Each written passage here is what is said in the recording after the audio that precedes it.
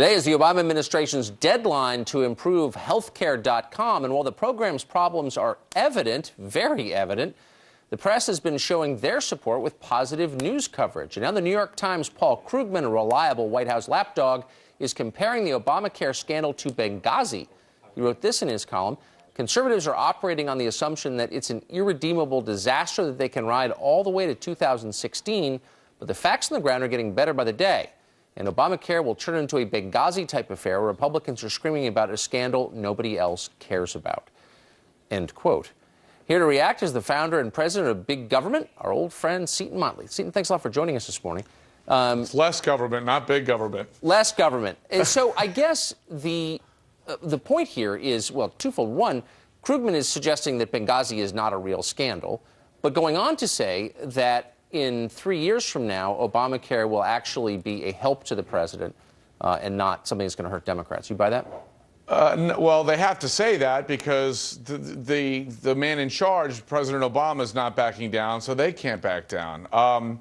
It's very difficult to imagine 5 to 6 million people or policyholders, let's be clear about that, getting home from their day at work, likely shortened by Obamacare, opening their mail over their kitchen counter, getting a cancellation letter, and then sitting down to the NBC Nightly News and having Brian Williams tell them, hey, Obamacare's fantastic.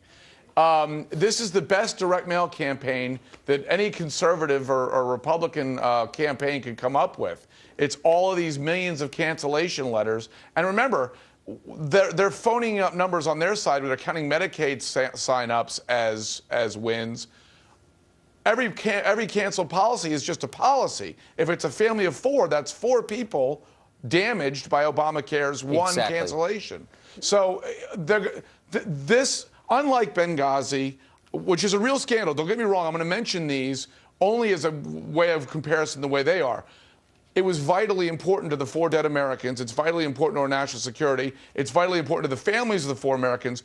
But it doesn't reach the broader audience, unfortunately. No, I think it's an entirely fair point. Now, and Fast and Furious, Brian Terry's family is damaged. We should care about it, but we don't because it doesn't affect us directly the way coming home and getting that cancellation letter does. So there's a theme here with this Krugman column. Krugman has been a very reliable water carrier for the Obama administration. Does his back hurt yet? And for Democrats in general. But you see this pattern where the White House faces some kind of scandal of its own making and then immediately rallies the troops by having meetings with left-wing media figures. There's been a ton of them. I think we can put some of these meetings up on the screen. November 21st, 2003, in response to Obamacare. June of 2003, in response to the NSA scandal. May 2003, in response to the AP and James Rosen spying scandals. December 2012, in response to the Bush tax cut fight. When they have a problem, they take their message to their supporters in the media, and there are many. Will this continue to work?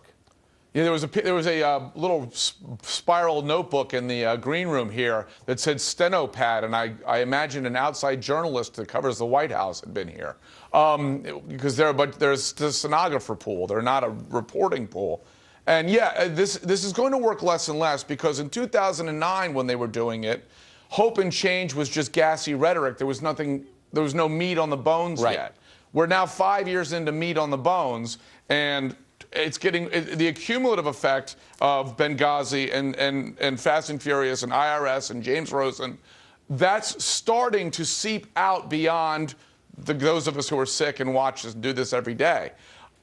Combine that fact with, again, 5 million policyholders and families getting letters saying you're out of your insurance that you've had for 5, 10, 12 years. But it's just a coincidence that it's Obamacare year, according to the administration. It's a little hard to blame Bush for that, for sure. If you've had your policy since before the Bush administration, and then all of a sudden it's canceled, probably not Bush's fault. Probably not Bush. Seton Motley, founder of Less Government. Thanks for joining us this morning. Thank you very much, sir.